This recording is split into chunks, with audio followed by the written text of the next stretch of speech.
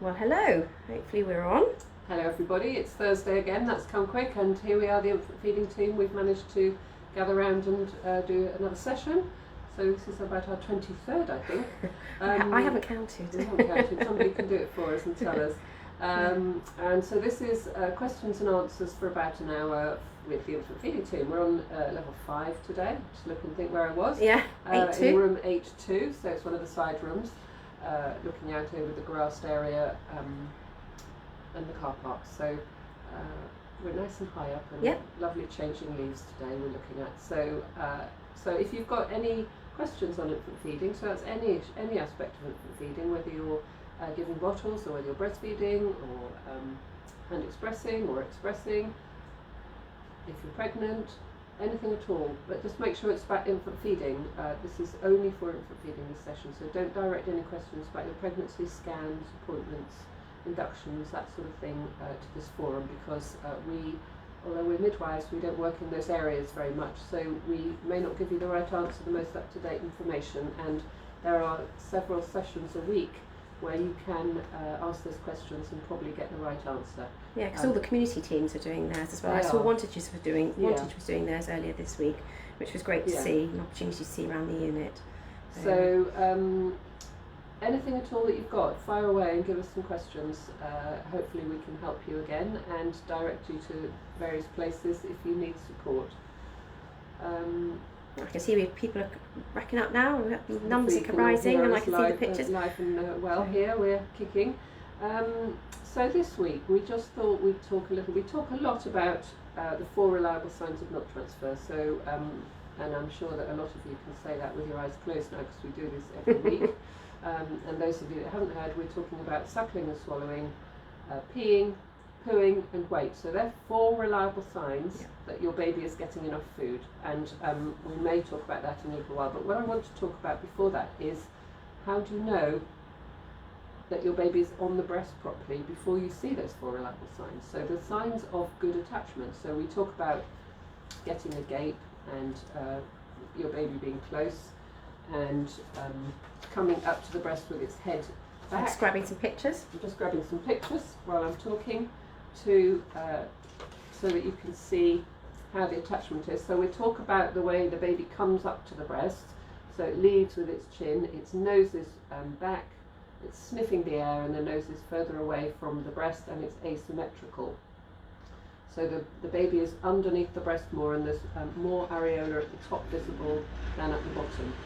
And you know that your baby is then well attached and lined up well to get onto the breast. And there's another picture here that you can see which will show a baby attaching well.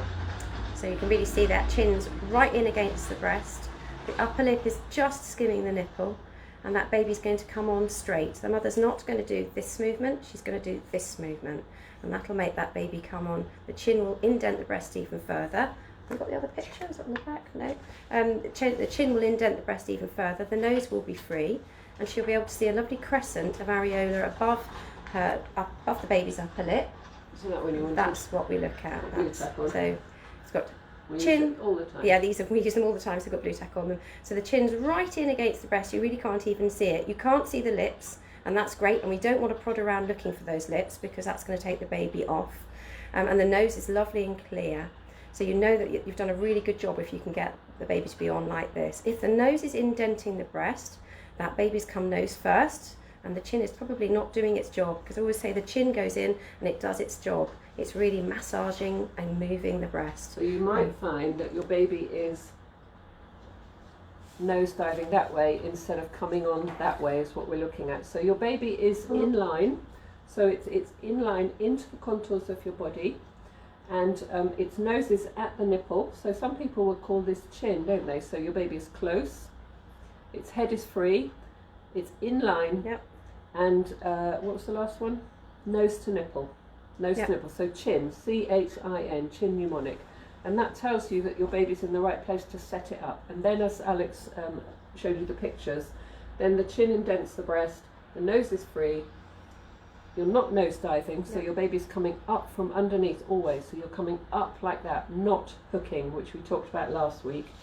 And then when your baby is on the breast, so you've done all of that, you've got your baby lined up in beautiful positioning, your baby is attaching with a big gape, taking a big mouthful of breast into its mouth, and the tongue is down. So you're looking for the tongue to be down, because if you can't, as you probably know, if you're having feeding problems, if the tongue is down, it can't attach. The breast goes underneath the tongue, and then it gets in the way, and the tongue's rolled up, and it sucks its cheeks. I think you mean the tongue's up. Tongue's up. Yeah, tongue's up. If the tongue's up, yeah.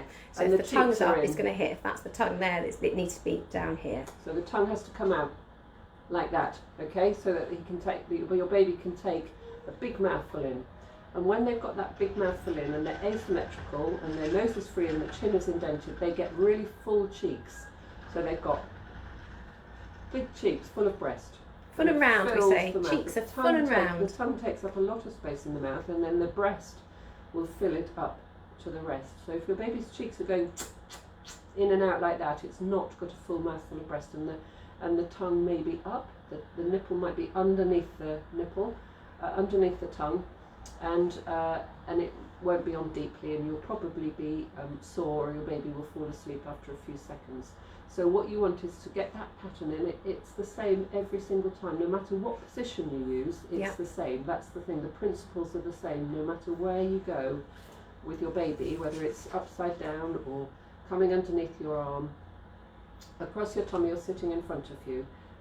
The principles are exactly the same. So we talk about that from the point of view of that picture, because that picture, the baby could be upright, they could be underneath, they could be even coming over a mother's shoulder.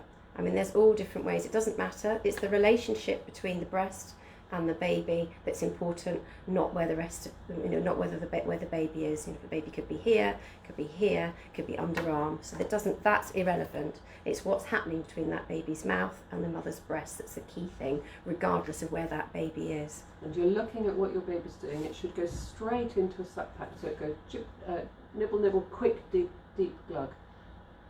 Quick deep glug straight in, and then you'll hear your baby audibly swallowing, particularly at the beginning of the feed when you've got milk in the breast. So you'll hear that, and sometimes I had a baby just a moment ago in clinic, and it was going like that every single suckle. It was getting so much. So that's music, and that's what we all dream about. But not every baby will do that, and it's not necessarily that's what they have to do. If you've got lots of milk, you may hear that initially. And the baby may splutter a little bit as the flow goes up. And the other thing that your baby is engaged with you. Yeah. So your baby's eyes will be open at that point. Yeah. They will be looking ahead of them, and they will be getting milk, and their eyebrows will be up, and they'll be curled up with their arms close like this, probably, and they'll be suckling and swallowing. And that's the true signs that your baby is well attached, and that the suckling pattern changes, and that's your first reliable sign, and that's the process that they have to go on to get to that good suckling and swallowing. So that positioning and attachment with the full cheeks, the tongue down, the head back, the chin touching, the nose free, and the suckling pattern changing is a sure sign that your baby is well attached, and your nipples should be comfortable, and they stay there. Yeah, they're not on, off, because that's not a good feed. Baby should go on and stay on. And I think we've said it numerous times before, a feed should be somewhere between 5 and 40 minutes on one side, and then the second side should be offered.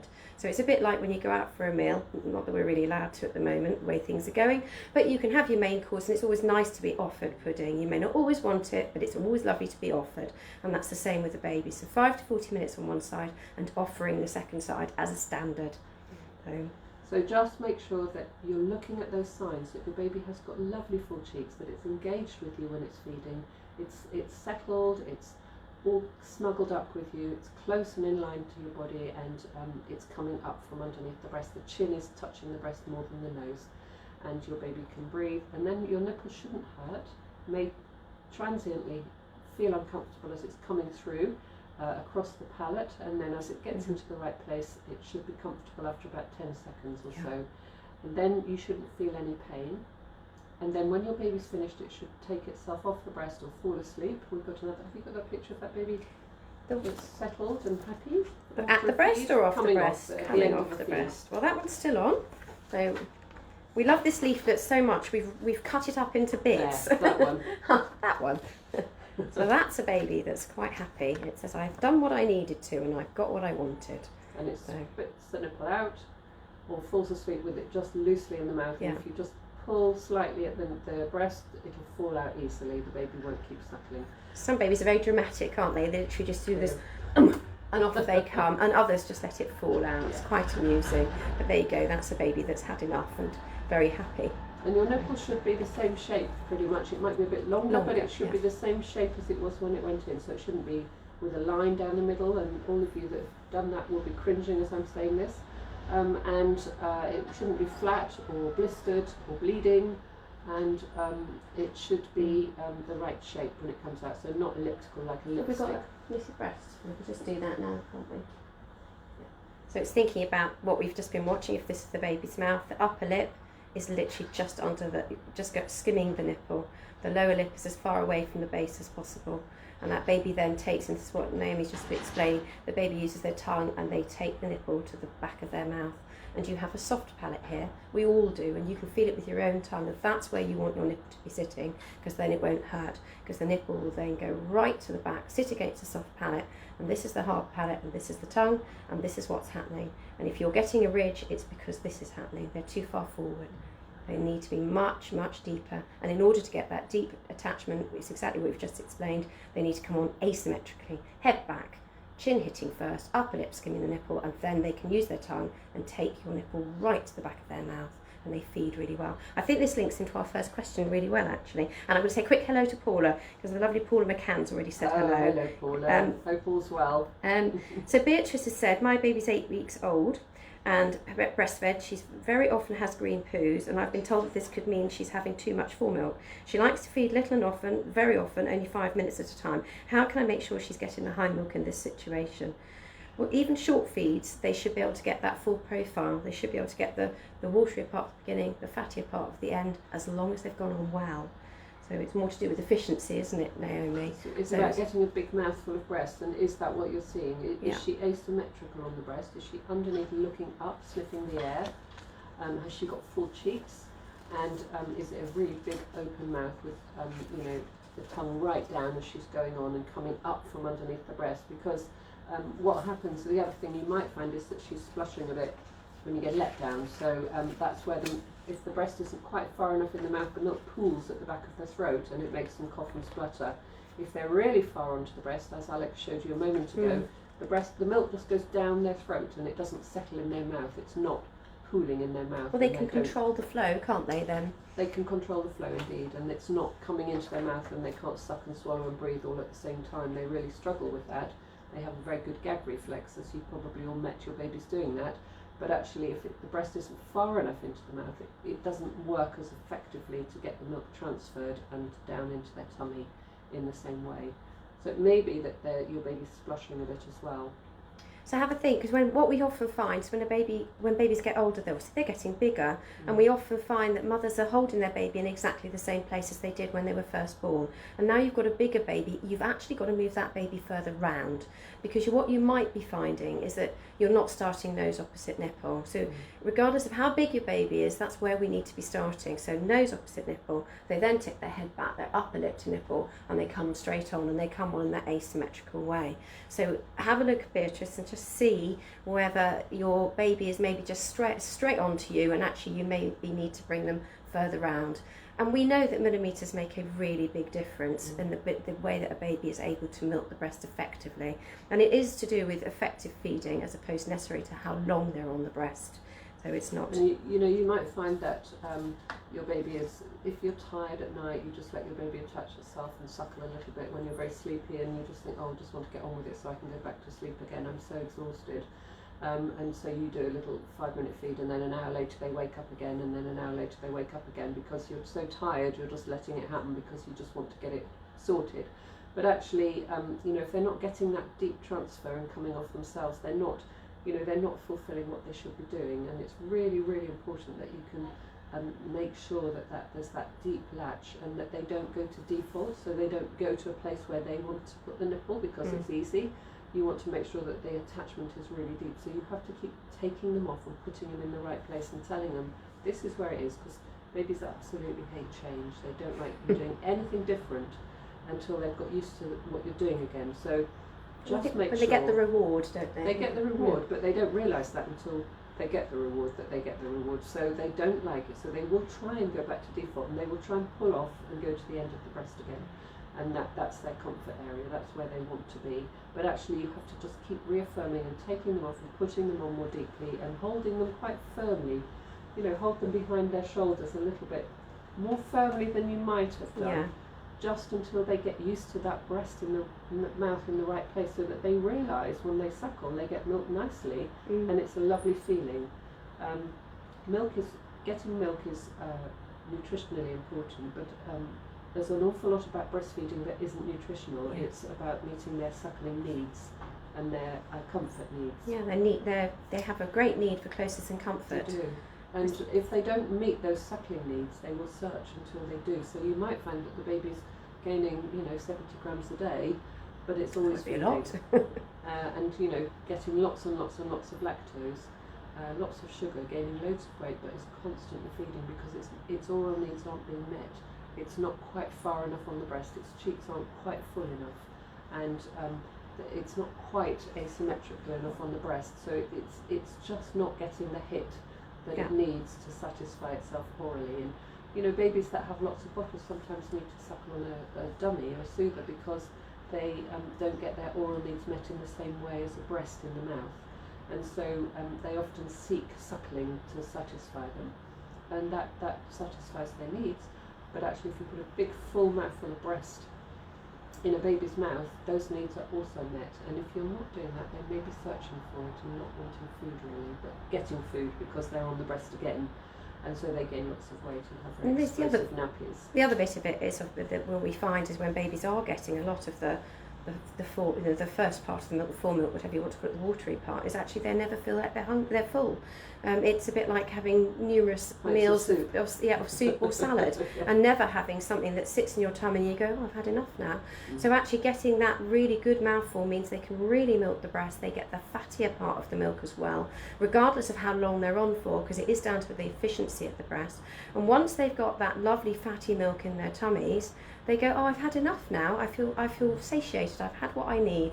And then they're more likely to come off, and you're more likely to get slightly better gaps in between the feeds. They're going to vary, all babies vary, they don't feed regularly, they feed frequently, but some will be closer together and some further apart, and that's completely normal. So it's really looking at positioning and attachment, really thinking about, have I got this asymmetrical attachment, have I really, really worked on that? Your baby will milk the breast really well, they'll get that oral satisfaction that they're looking for, and they will also get the right balance of the watery part and the high fat part that will tell them that they're full. And that's what babies what they don't get. When they don't get it, they keep coming back, and asking for more and more food. Anyway, hopefully that's answered your question. We've had a few more come through now. Lovely. So it is something we come across a lot. So it was a very good question, Beatrice. Thank you for that. It led on very well to the positioning and what we were talking about, and about the suckling. It just shows how important it is, and why when we've done all these sessions and we talk about positioning attachment every single time, because it is so important. Dorothy's put a question up saying her baby's now 4 weeks old and exclusively breastfed. He's only pooing once every 2 days. Is this normal? And he's struggling with trap wind currently using Infocol. Is he gaining weight? Is he meeting all his other milestones? I think. Has he just started only pooing every other day? No. From about 4 to 6 weeks, they tend to poo a bit less. It's normally nearer 6 weeks, but sometimes it can be at 4 weeks that their bowel movements change. But you have to look at the whole picture, and is he gaining enough weight? And when he goes on that second day, is it a punami? Is there loads? Because if that's the case and all those other things are being met, he's meeting, he's growing, he's gaining weight, he's alert and happy, and he's weeing lots, then actually if he's only pooing once every 2 days, that might just be him. And we've talked about it before, haven't we, Naomi, that the babies can be a little bit of drama queens because their stomachs are not feeling very, very nice, whereas you or I might just grimace. They're going to make a big song and dance about it, so they're going to tell you if they're feeling uncomfortable, because they are unable to self-soothe and unable to settle themselves if they're feeling uncomfortable. So I think if he's not gaining weight, then that's need different. to be talking to somebody, So because that's not normal. But if he's doing all the other things really well and he's gaining plenty of weight, 30 grams a day for a little boy, 20 for a little girl, every day. So you just get them weighed and then take the difference between the weights and the time between the weights that you did, and that will tell you how many grams a day your baby's gaining. And is he reaching those milestones? I know it's been difficult getting babies weighed recently, but I think it's starting up a little bit where you have got access to scales again in some areas. So hopefully you can see if your baby's gaining enough weight. But that is the telling, and if he's not, then you do need to be talking to somebody. You can either call us, or you can call your health visitor, or go to OBS La Leche League, Baby Cafe, Abingdon Baby Cafe. Then they can support you with positioning and things, and just see if you just need to get a slightly deeper latch. Yeah, to have we'll a go look back and to see. that again. Yeah, always. If in doubt, positioning and attachment is always the right answer. But hopefully, if he's gaining all right, yes, it's he. If he's gaining all right, Dorothy, then we probably aren't concerned. It's probably just fine. He's changing. And that 30 grams, that's a guide. So it could be we're looking for upper 20s into the 30s for a baby boy, really. 30s are guide weight. Sort of minimum, so you might put more than that on. That's fine too. But, right, so Lucy's come through with a question now. Her baby's now 2 weeks old, going to be 2 weeks old tomorrow in fact. Had jaundice, which is gone, and putting on good weight, but not quite back at birth weight yet. Very sleepy baby, so I need to strip him off, put a fan on him, massage his feet, blow on him, etc. to get him to feed, particularly really at night. It takes ages to get to a point where I think he's had enough, over an hour mostly. Any tips to encourage him to stay awake and keep on the case a bit better? What sort of time should I be leaving in between feeds to give him enough sleep time? And is that calculated from the start or end of a previous feed? Was he due on his due date about, or was he a little bit early? Sometimes that can be that they're just taking a little bit longer to wake up and realise they've been born. And if he's been jaundiced, he's probably been given lots and lots of milk to try and get the jaundice through. So he's sort of lost his spontaneous cues with feeding. Often they're driven by lots, big feeds, and then they go to sleep. And it's about the transition between giving big feeds where they go to sleep into a very deep sleep, which is what you have to do to get rid of the jaundice if they're not feeding well, versus the sort of frequent feeds and recognising that he's been born and that his jaundice is going. It's not just a black and white answer with this one, I don't think, but you're doing all the right things with him, and babies are quite often sleepy at night, particularly as we're turning heating on a little bit and there's more sort of clothes and things going on, so it might be that he's just adjusting to everything that's happened to him, and he may come to in a little bit. We don't expect babies to have gained their birth weight until 21 days. That's the upper limit of normal. So if he hasn't quite made it by 2 weeks, I don't know how far under his birth weight he is, we do expect them to have gained their birth weight by 21 days. So the maximum, presumably still under the care of your midwives. And get them to check the feeding just to see how it's going. Is he pooing and peeing properly? Is doing the right times and amounts? And is everything else okay? Is he well? Is anyone in the house unwell? Just all of those things that you would normally ask. If there's a cold around or something like that, he might be just a little bit of a cold or something. So think of the whole picture.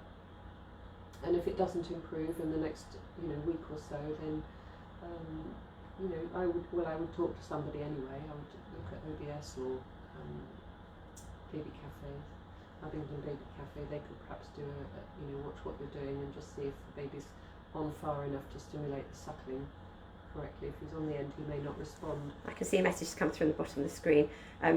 He's 11 days early. Not too early. Not too early. And did he have bottles? Because if he had bottles when he was being fed, the stimulation is the roof of the mouth is a real stimulus, and they get used to that stimulation of the real sort of deliberate bottle at the top of the mouth, and the softness of the breast takes a little bit of adjustment too. So it might be that he's just learning that he needs to suckle at the breast with without that big stimulation that they get from the bottle, and that's a period of transition. You might find compressions. So, I was going to suggest that. I must have that up my sleeve. I was about to mention. So, when he's suckling, you compress the breast if you can get him on, because obviously he's being sleepy, but, make sure that he gets a really big flow so he keeps suckling, and that gets milk into him while he's suckling, and then when he stops suckling, you let go, and then compress when he starts suckling, and that will give him a bit of a hit, and that might encourage him to suckle a bit more and get more food in and make the feeds a little bit more quick. So you were saying that they're taking over an hour mostly. To be honest, we've talked about just a minute ago about we would expect 5 to 40 minutes on one side, then off for the second. So we are expecting feeds in general to take an hour plus. So that's not, that wouldn't be a very long time. The concern would be is how long you're having to rouse him. You're stripping him off. That's exactly what we'd be suggesting. Strip him off, change his bottom. If the nappy's still clean, put it back on again, but wipe him down with a wet wipe or a cotton wool and water, because that will certainly rouse him. And get your partner to do all of that, so he doesn't smell you, and the closeness that might wake him up if he's not close to you when you strip him off, and it might help. I'm sure you've done that already. Upright positions are really good at keeping babies awake as well. So Naomi's already mentioned compressions, because babies love flow, so it's keeping that milk flowing. But upright positions are really good because they tend to stay awake a bit more when they're upright. They're not sort of in the cross cradle position. They're an upright position. Do you want to grab a doll and just show? So I think we've done this a number of times before, but the upright position would be that you encircle your baby with your hands underneath the arms, but not pushing the arms up. So the arms are down. You're not up there like that. They don't want them up like this. They want push. If you do that, they go in front of their face and they get in the way when they're attaching. So if you put your hands slightly lower, their hands are below their face, and they can put them on either side of your breast when you put them on. So just sit them on your lap. You might want to tip the camera. You can see. You may want to put your knee down a little bit, just to straighten if your breasts are slightly larger. If they're not, then you might want to put them on something, on a book or something, or just put them flat on the floor. And then your baby will bob, and it will lift its head back. I've got to do this, obviously. You shouldn't be touching your baby's head when you're feeding. And they sniff, and they will come up from underneath onto the breast like that. And then you can put your hand around them like that and support them, or you can lean back a little bit as well and support your baby that way. So that sometimes keeps them more awake. They have to sort of play out their mammalian behaviour a bit more, and that sometimes works very well if they're sleepy, because it sort of overrides all the other things you're doing, because it's so mammalian. They will do that, and they will still do that bobbing that they do, which some mums find quite difficult. The other thing you could do is just lay him on top of you, which is what we call the face plant. And that is the same as the upright, but it's not quite so bobby if you're struggling with bobbing and keeping him. So you just basically plonk them on top of your breast face down. So they are face down, they're not on their side, they're face down. That's the rules. If you're doing sideways, you have to sit up and push them, pop them onto the contours, push them into the contours of your body, right around your ribs, and take them up onto the breast. But if you're doing this, it's very different. It's face down and it's face planting. They literally fall on top of your breast and feed. And you might find that he does that as well. He might go onto the breast like that, particularly if you're dribbling a little bit of milk around his mouth at the same time. That sometimes wakes them up. So a few things to try there. So I'm sure you're very good at doing it now, because you've had 11 days to practice waking up. But it does take a little bit longer than you think for them to get back to normal, to sort of realise that they need to feed frequently and that they need to wake up to feed when they've been quite, given quite large volumes of milk while they're jaundiced. It can be quite, and it's very scary for you as parents, because you've been so worried about them in hospital when they've been there, or if you didn't go in, about making sure that they get enough milk, that you're looking at all the things to push milk into them, and actually that's what he's expecting, to be given all of those stimulations to feed, including the bottle in his mouth, and they've just got to adjust back, really. So you mentioned what sort of time should you be leaving between feeds to give him enough sleep time. We would normally calculate the period of time between a feed from beginning to beginning, because you asked that part of as well. So we'd say beginning to beginning. We're looking for babies to have a minimum of 8 feeds in 24 hours. Many babies will have more than that. 8 to 13 is pretty average, pretty normal. If there are still concerns about weight, and as he's not quite up to his birth weight, we probably would be ensuring that he's getting that many feeds in the 24 hours. We would often we're always working towards responsive feeding, so allowing the baby to tell you when they're hungry, but you also have the right to say, I feel full now, I'm going to feed you. So responsive feeding is 2 ways. In the past we talked about baby-led feeding, demand feeding, which seemed to suggest that the baby has all the rights in this, but actually you as the mums, you have the right too to say, you know what, I'm feeling really quite uncomfortable now, it's been quite a long time, pick your baby up and feed them. Very few babies will refuse a feed. And that's absolutely within responsive feeding. The idea is you two are working together to manage your milk supply. Yeah, a big absolutely. Word, but it's reciprocity. It is, and it works brilliantly. So I think just look at how many feeds you're getting in a day. Don't worry too much about the gaps between them, but make sure you are getting the 8.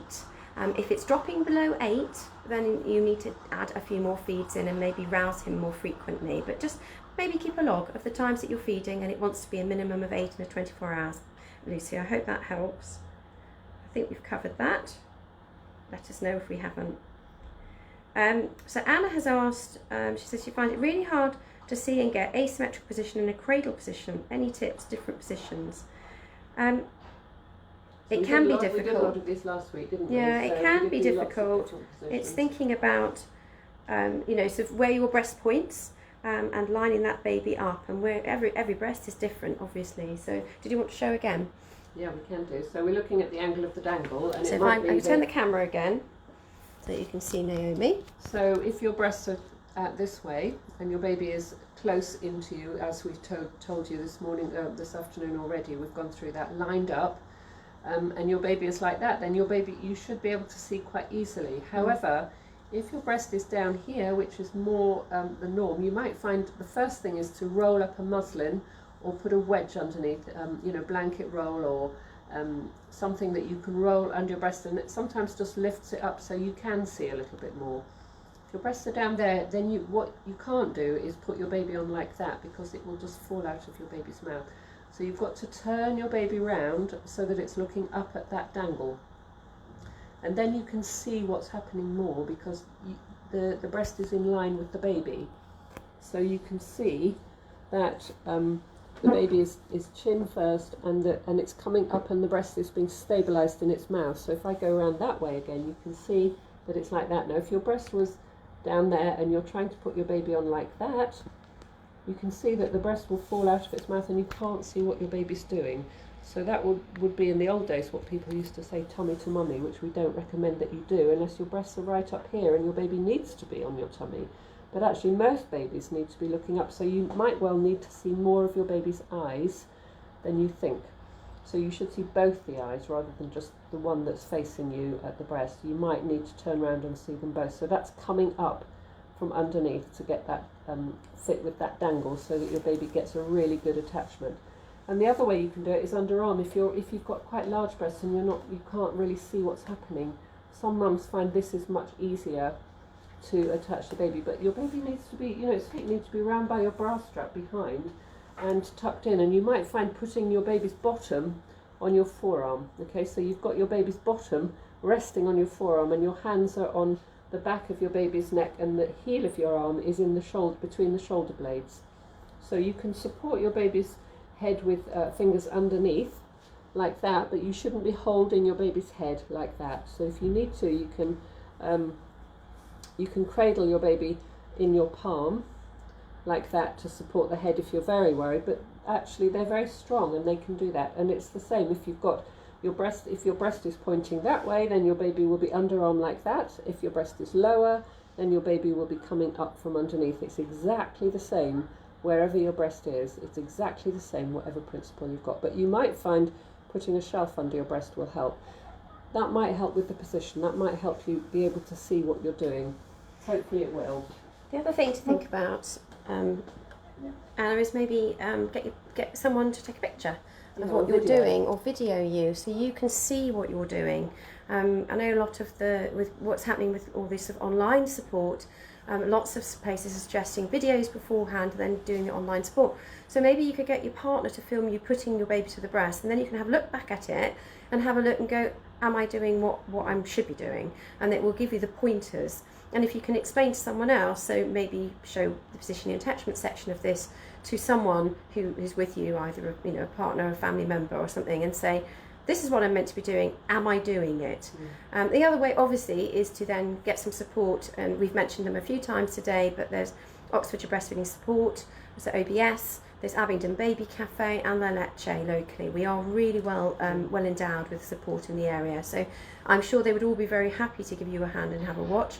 And if that doesn't resolve it, you can always contact us. But first line would always be OBS, Abingdon Baby Cafe and La Leche. So see how you get on with those, and hopefully you can get it. But maybe getting a film might help you. Right, Anne, I hope that was okay. Beatrice has said thank you very much, that she found it helpful, what we talked about. And Lucy's come back saying that she's been offering express breast milk as well as a top up at the end, and that's what we would be suggesting at this stage if your baby's not up to birth weight. And the good thing that's doing is that it's doing two fantastic things. It's giving you milk to give your baby the additional milk. It's pushing your milk supply, because we've talked about it here so many times. Those first few weeks are absolutely crucial to build your milk supply, and it gets harder and harder and harder the further you get away from the day your baby was born. So we know that the first 2 weeks are when you lay the foundations for your milk supply. So actually expressing at the stage and giving your baby additional milk is securing and establishing your milk supply, which is crucial. Keep your foot on the accelerator. Don't take it off. You know, particularly the first 2 weeks, you really, really need to push your stimulations. If your baby's not able to do that and suckling in a sleepy way, the pumping will back that up, or the hand expressing, however you're doing it, that will back up your supply. And then when your babies come to a little bit more, and suddenly they will be really awake, and you'll know about it, then you will have that milk ready for them, and they'll be very happy. And then you can challenge your bottles then once you've got that far. You know, you've been frightened by your baby's jaundice, and so you're, giving bottles as your sort of security. And a need. Absolutely, and a need. But you'll get to the point where your baby doesn't want it, and you still want to give it because that's your security. So, if you're not sure, and you're not sure about your baby's weight, get your baby weighed to see how it's managing its milestones, and talk to somebody about having to top the baby up as well, because at this point your baby will need it if it's not gaining the weight. But actually at some point, hopefully that will stop. Hopefully that's okay. So Amelia has put a question up, and this question we've had before. Not that you'd know this, Amelia, obviously, but it is always worth coming back to this one. It is tough. So Amelia's actually due next Friday. She's having the baby here, and she's been told that her partner will only be able to stay for an hour after the baby is born. And is that still the case? I do believe that is still the case, and that you and your partner have thought about your partner doing the first skin to skin, so he has that special time before he has to leave. Would this affect her then coming to me to breastfeed? I'm afraid the absolute answer has to be yes, it will. Your baby needs to spend that time with you. I know that's really, really hard, and we've covered this before, haven't we, Naomi? And it is heartbreaking to say this, but actually this is your baby's time for learning about you, priming with you, and we never get this period of time back. So we know that it makes a huge difference if a baby spends the first hour plus with their mother skin to skin. So hopefully what your baby will do is, once skin to skin with you, will feed quickly, feed fairly promptly, and then your husband could have the skin to skin. But if we take a baby away before they've had their feed, which often takes almost up to the hour. 56 minutes it's supposed to take. Yeah, so, and some will do it quicker and some will take a bit more. But if we take that baby away from you before they've gone through that crucial priming first feed, then actually we know it can make a big difference. We see mums that haven't had that time for various reasons, and they have got a lower delayed milk supply, so it takes a bit longer to build that supply up, and they have babies that lose a bit more weight. So we know that early feed, that first feed in the first hour, and expressing if your baby won't attach, and getting colostrum out and doing that to both breasts will prime your milk supply for 2 weeks' time, 3 weeks' time. So what we've talked about on these sessions before is that babies go through 9 stages. Every baby throughout the world, regardless of where they're born, every human baby does the same thing. And they're born, they do a birth cry, or at least take a nice big lungful of breath. They wake up, they had a period, they sort of look around for the breast, they have little rests, then they familiarise themselves with the breast, and then they attach, and then they go to sleep. If those 9 stages, and if you look it up, it's known as the golden hour or the 9 stages, you can look it up online.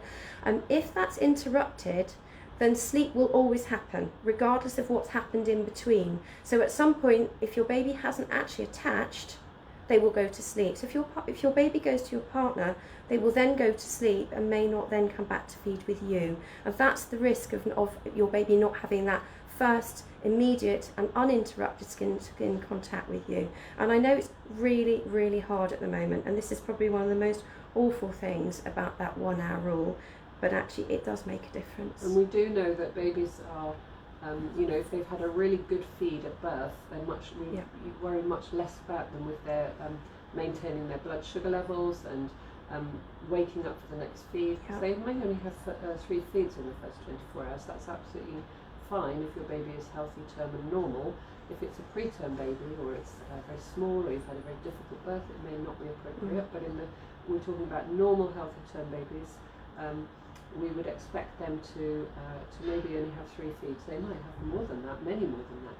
But they are managing their blood sugar levels themselves, and they are burning the fat, which is on the back of their baby's neck. So they've got lots of brown fat, which is the one that has lots of calories, and they burn that if they don't get food. So they don't need large volumes of food in the first 24 to 48 hours. They just need to have some food, because their body is managing their blood sugar levels safely themselves.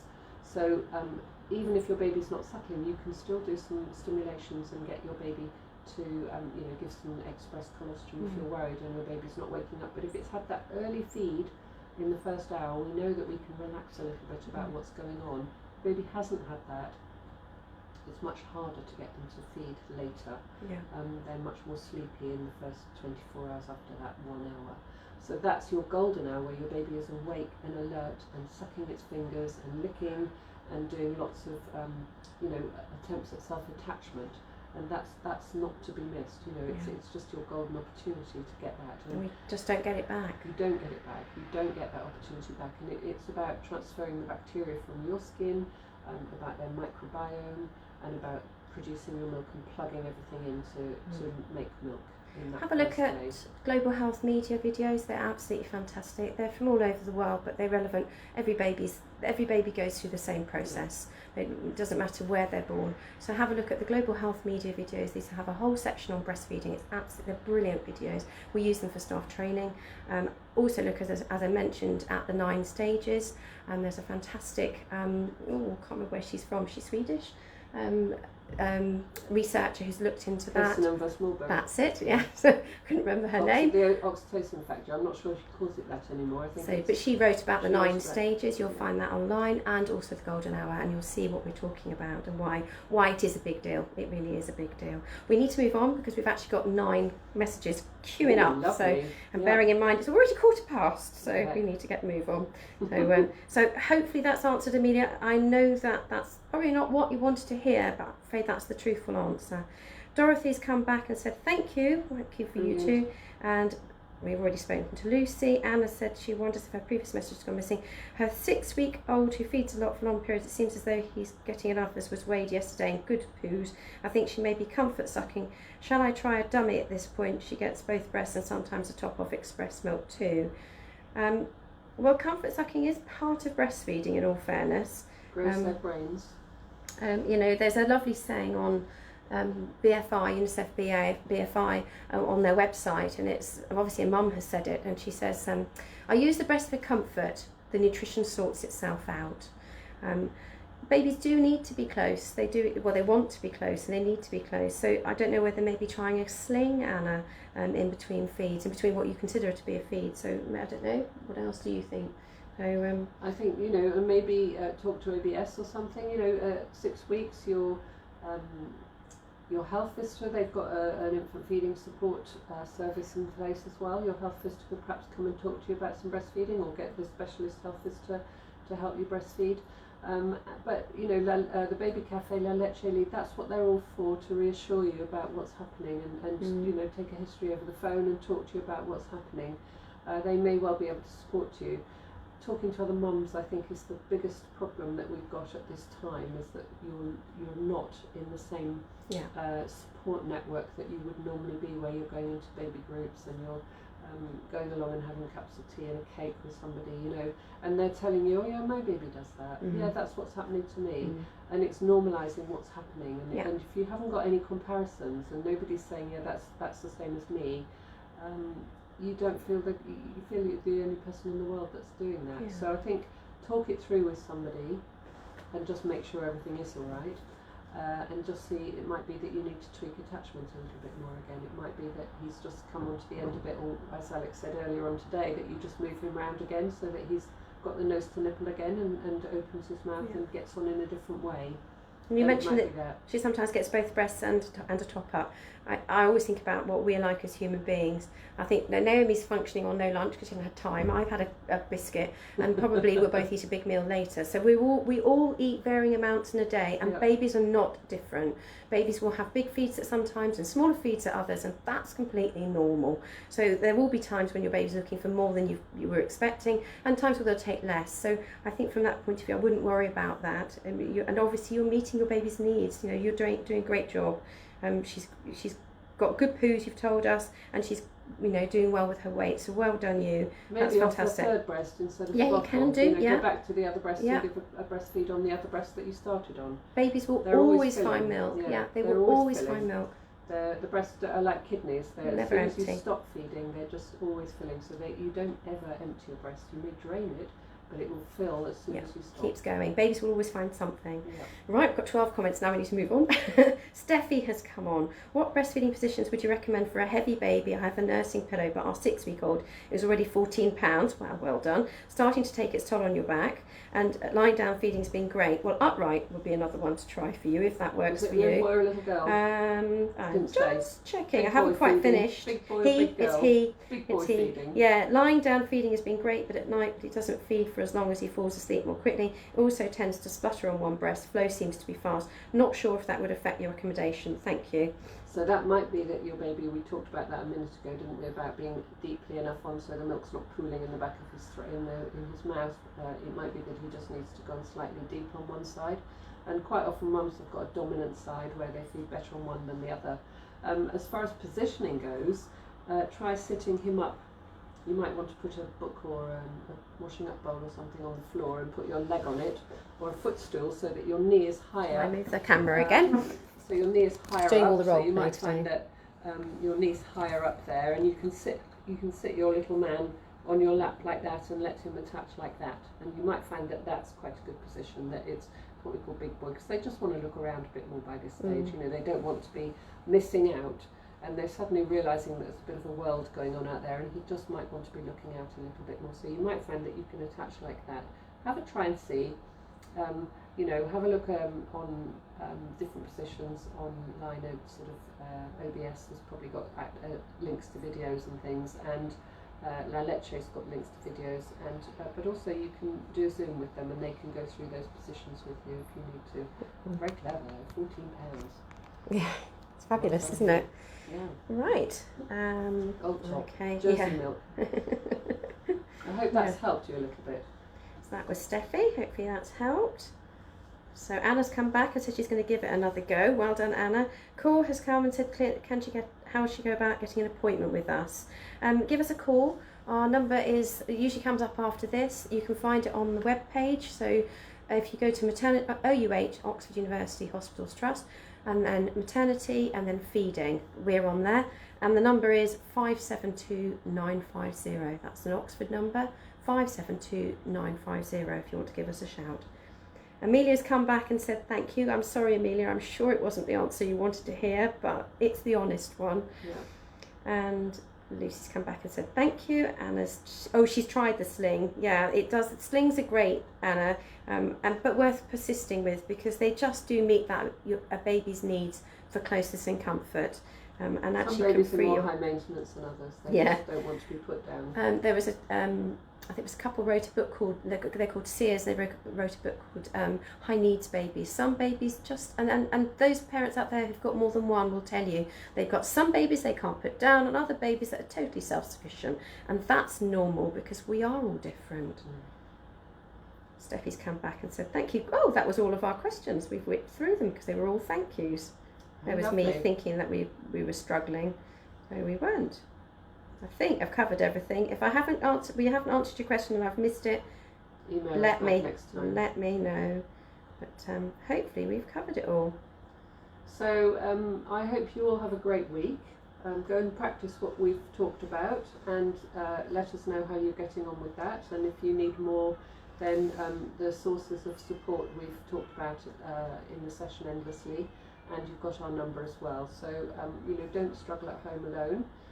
Talk to friends, see if you can get onto WhatsApp groups if your baby, groups that you've got, so that you can reassure yourselves that you're normal, because I think mostly you are. But if you're not sure, then talk to somebody else that can tell you that you are normal, and that's really important too. Yeah, and Cora's come back with another thank you. So there's one more thank you. So thank you, because if you didn't put the questions in, we wouldn't have a session. So we're very grateful. So keep going, everybody, and you're all doing amazing things. You're growing babies, which is fabulous, and how amazing is that, being able to make milk like you do and grow babies like you do. So never lose sight of that, how amazing you all are. And we will talk to you again next week with your fantastic questions again. So have a good week. Okay. Thank you. Bye from us. Bye.